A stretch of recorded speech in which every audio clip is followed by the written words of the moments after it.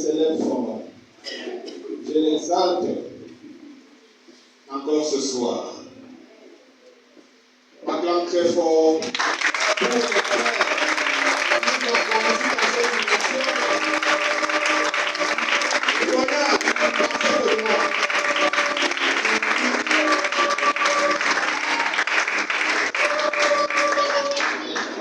Tu as acclamé le Seigneur, tu as béni le Seigneur au son des instruments et des mélodies, dans une symphonie divine et glorieuse.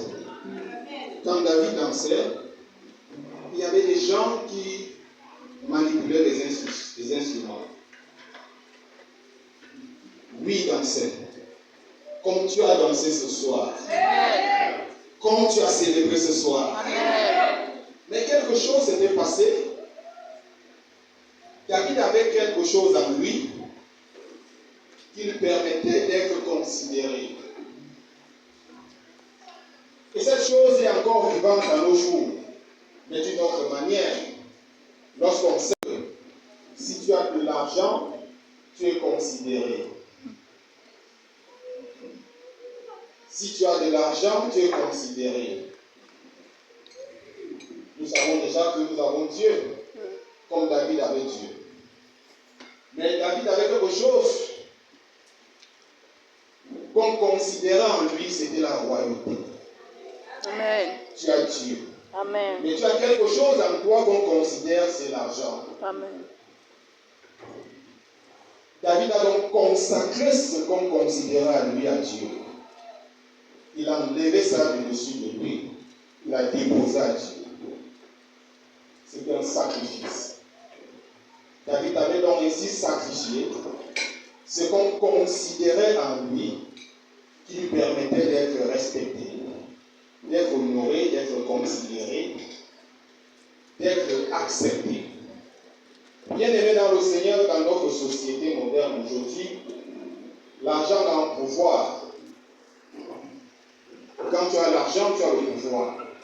Je veux que tu consacres ton argent, que tu consacres ce pouvoir, que tu sortes ce qu'on considère dans ta vie et que tu viennes avec sur ce compte pour donner à Dieu.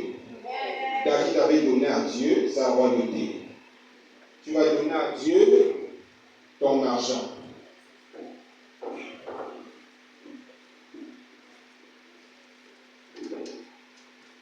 Tu vas donner à Dieu ton argent.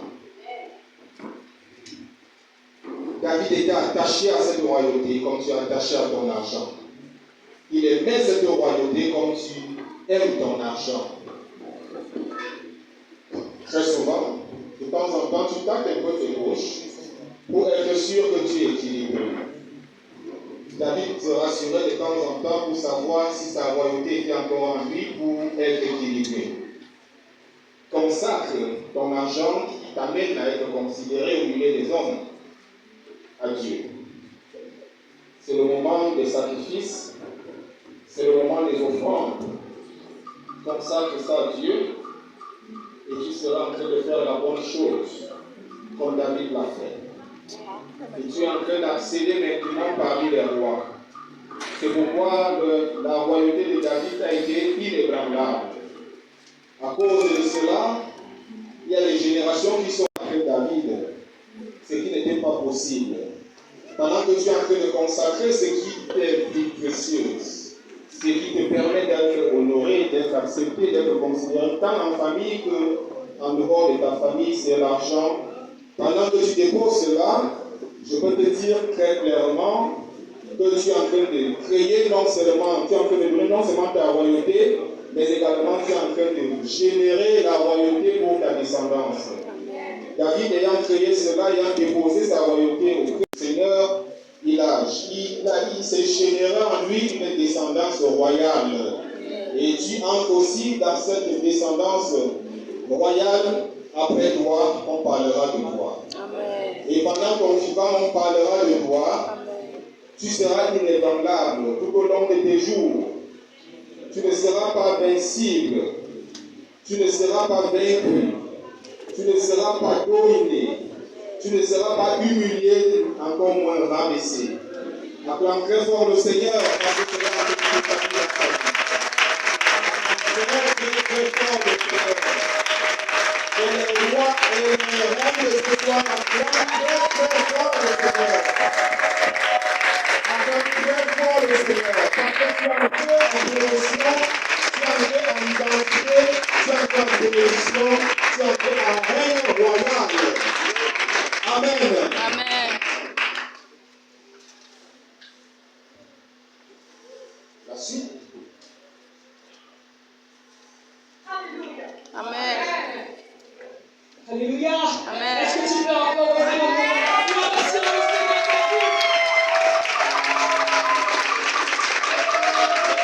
Alléluia. Amen. Alléluia. Amen. Est-ce que je peux entendre un grand alléluia là-bas? On va chanter le merde, alléluia. Nous allons recevoir notre bien-aimé frère, joueur.